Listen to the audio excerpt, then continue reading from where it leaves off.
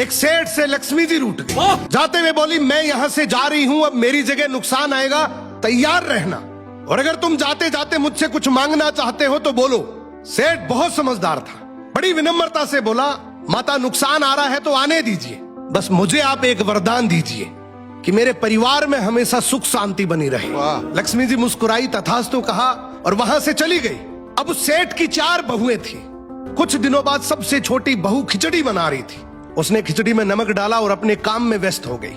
तभी दूसरी बहू आई और उसने खिचड़ी को बिना चखे ही और नमक डाल दिया और वो भी अपने काम में व्यस्त हो गई। ऐसे एक एक करते तीसरी और चौथी बाकी की 2 बहुएं भी आई, उन्होंने भी खिचड़ी को बिना चखे ही उसमें नमक डाल दिया।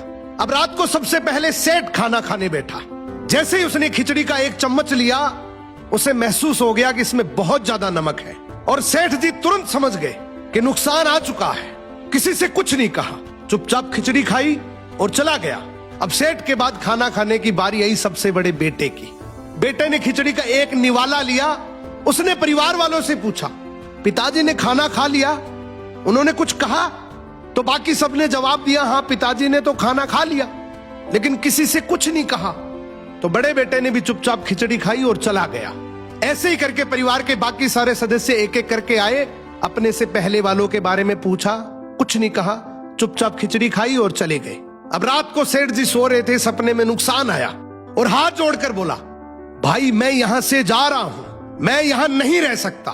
तो सेठ जी ने पूछा, क्यों, क्या हो गया?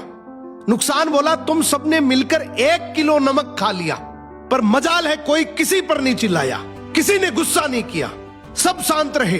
अब जिस परिवार में इतनी सुख शांति हो, आपस में इतना प्यार हो, वहां पर मैं नहीं रह सकता।